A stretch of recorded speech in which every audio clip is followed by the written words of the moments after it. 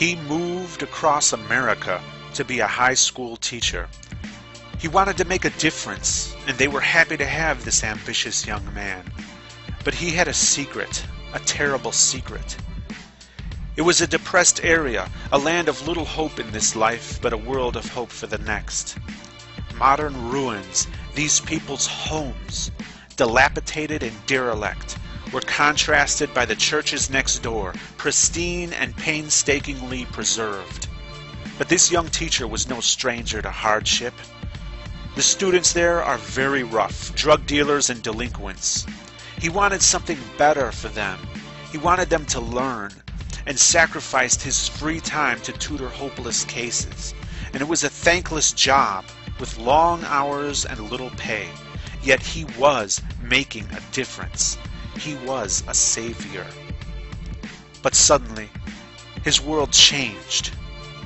One of his students recognized him on the World Wide Web, on YouTube. This man, this teacher, went online and had the audacity to speak of the possibility that God didn't exist.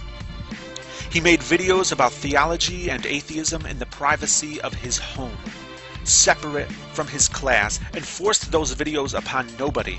And those videos were watched by nobody except those who chose of their own volition to watch them. And watch them they did. They were good videos filled with logic not easily dismissed by theists. He was always civil and enjoyed the discussions that he evoked. How dare he? News of his presence online spread through his school like a rampant infection. He was ridiculed. They shouted prayers and insulted him. They vandalized his classroom. They drew on the chalkboard, telling him to go back where he came from, surrounding the words with crosses. And they didn't use chalk. They used marker so that it couldn't be erased. And some of the students asked him if it was true, but they couldn't bring themselves to say that damning word, atheist. And on the day before, they greeted him with a nod and a smile, but now they shake their heads and scoff as he says hello. They gawk at him as they would an alien creature in a glass cage. He was threatened with hellfire countless times, and they showed no remorse for his impending suffering. Rather, they were gleeful about it. He would burn for disbelieving, as if he deserved it, as if he could pick and choose his beliefs. This good man was condemned and shunned by convicted drug dealers and assailants, people who he went out of his way to help, people who knew on the previous day that this man was one of the good teachers. And they turned on him without thinking twice. And his fellow teachers confronted him, as students gossiped about him in their classes as well. He was told to get rid of his YouTube channel before the administration had a chance to investigate, or he'd certainly lose his job. All it would take is one angry parent, even a drug dealer's drunken parent, who needs to sober up before being able to comprehend the horror of his precious child having an atheist for a teacher. So, at the risk of becoming homeless, he deleted his channel. In a microsecond, he lost his connection with thousands of friends. In a microsecond, he was cut off and alone in a place that hated him. In a microsecond, excellent, insightful arguments against theism, arguments we could all use, were wiped out. They won. They stopped him, but only for a microsecond. Here and now, we have the power to make his voice louder than they ever feared it could be. The power to make their bigotry backfire in ways they didn't imagine. They, of all people, should have known about martyrdom. He can no longer show his face, but he still has a voice and he has the drive to use it. Subscribe to him, learn from him, use his arguments, make this video viral, make his voice loud. He is now called Grappling Ignorance. It seems that those who were once fed to the lions have become the lions. But no matter how much they cheat, no matter how much they stack the deck in their favor, they will never defeat us. even as we have the integrity to be fair. We're invincible because we have a weapon that no Christian could ever have. Because the moment they have it, they cease to be a Christian.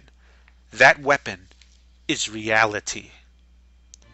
Atheists are everywhere, and we are as ancient as the very first God ever proposed.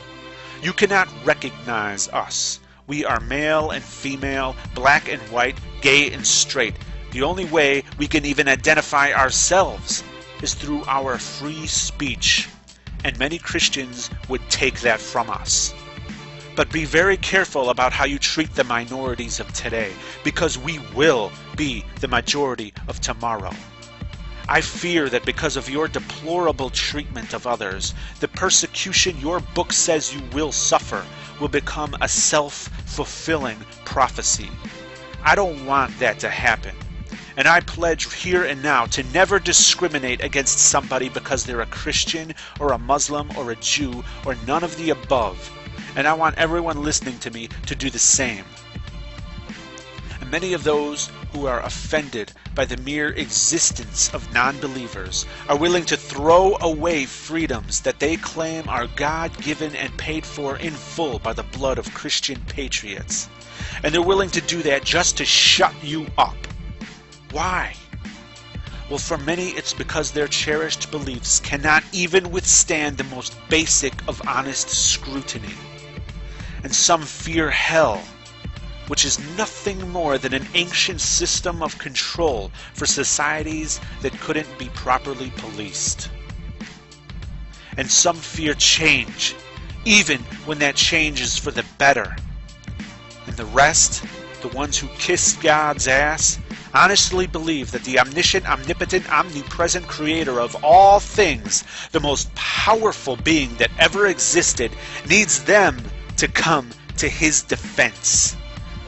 That may seem outlandish, but it's not.